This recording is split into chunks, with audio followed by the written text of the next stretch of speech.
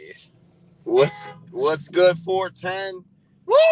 We in here. We still in traffic. We just left the craziest game. You can hear our voices are trashed. The loudest that stadium's ever been, and the biker boys is going by. Oh boy! Oh, here we go. I mean, we've been to a lot of games. No louder game. I've never been to a louder game than that game. Absolutely Nuts. Crazy. Got to see a lot of fans out there, so we appreciate everybody who came out. Yes. Handing out a lot of koozies, a lot of hand sannies. But yeah, I mean, absolutely crazy game. Jimbo, Odafe Oweh showed out again. Are we looking at defensive rookie of the year? Dude, we might be. Let me tell you what, Odafe Oweh did everything right, but get a sack. So it was a perfect scenario for me because I'm not any closer to eating that microphone cover. But this, I will say, I will never, ever doubt that pick again. Great pick. Great pickup. I mean, he balled out tonight. He was more productive than Orlando Brown, that's for sure. And look, we got the dub. He had what? 3 of our 4 biggest defensive plays in this game. He was player of the game defensively, no doubt about it. Maybe player of the game overall because he made that strip on Clyde Edwards-Helaire that really sealed the game. And then Lamar putting on the trench coat, letting us know, that's right. Who the boss is. 4th and 1. He said, "Give me the ball, coach. I'm gonna show you what to do with it." And he absolutely delivered. What a crazy game. No more Pat Mahomes this, Pat Mahomes that. Can't win this, can't win that. It's done. And let me tell you, there was some sad Chiefs fans. Yeah.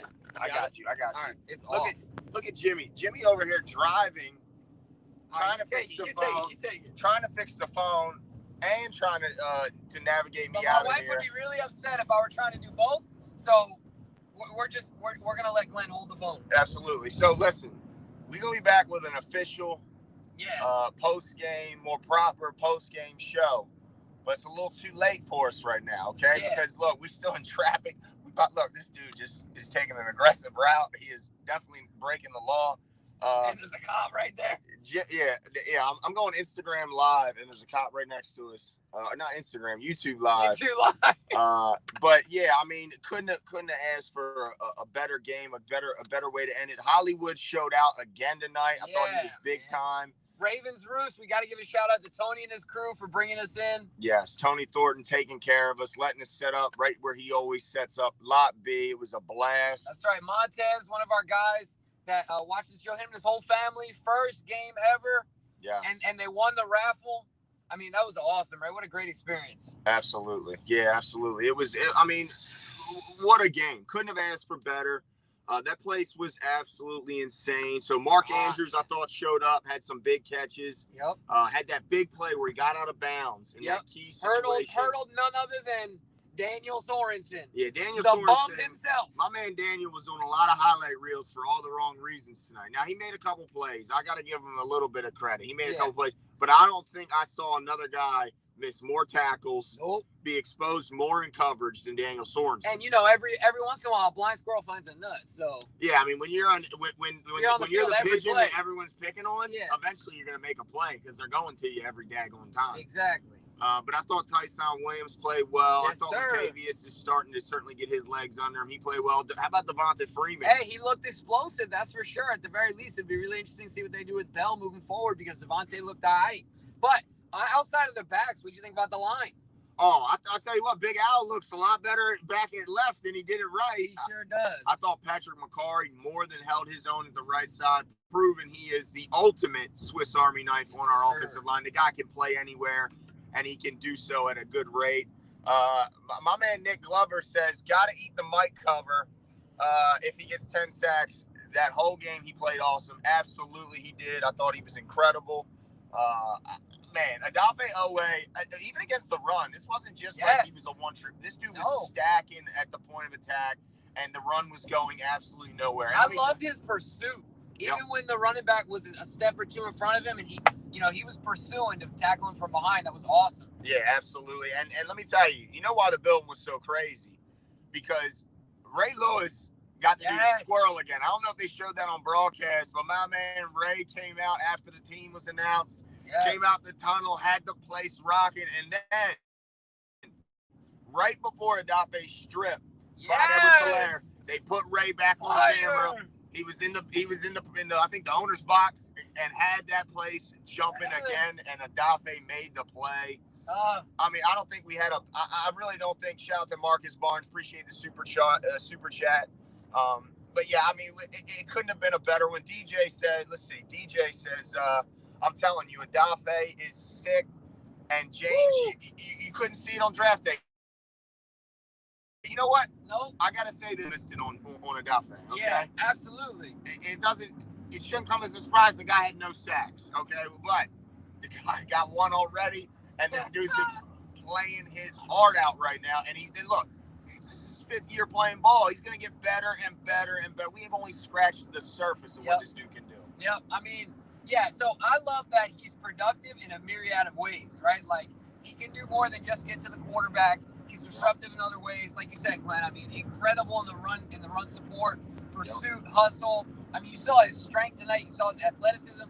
His ability to finish is what a lot of people question. You saw that as well, whether it was in the run or not.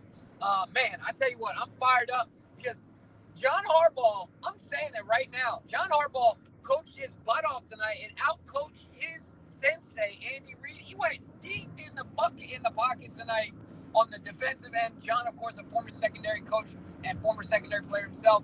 They're rotating in and out like crazy tonight. I mean, let me tell you, Darius Washington came in on that last drive, was playing huge snaps. I think Tavon Young got banged up. Yeah. He had a up and down night for sure. He had the big pick, but also had some tough plays out there. Lost his footing, gave up a big play on that final drive and almost got him into that game-winning field goal range. But look, Anthony Averett earned a contract this offseason, no doubt about it. I don't think it's going to be here. Right. It's going to be tough to find more money in that secondary that's already highly paid. But you're absolutely right. I thought he played his butt off today. Man, I mean, the defense, there's no doubt, had some struggles today. It has some struggles. Yep. When you're playing the Chiefs, that can be expected. I'm sure most of you guys would agree. But they came up big in the big moments, man. When we needed a stop, they came up big and held Tyreek.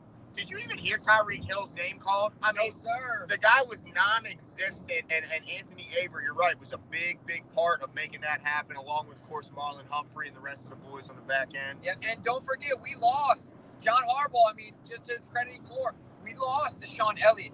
We even lost Brandon Williams tonight. Yep. So and Deshaun Elliott was balling when he went out. Yeah, and speaking of the guys up front with losing Brandon Williams, Meta BK showed out tonight too. How about that play on the running back, dude? He came in perfect, looking like Aaron Donald, bro. He was terrifying on that play. Woo! And look, and DJ's right. Ben Cleveland played his butt off. I mean, we saw him cycling in and out in the beginning with Powers, but then we saw a lot of Ben Cleveland in the second half. Thought he played really, really well. For me, I was telling you during the game, there's something reassuring about having a ginormous human amongst ginormous humans on the field, where when it's short and down and short, he's at least going to move the guy backwards.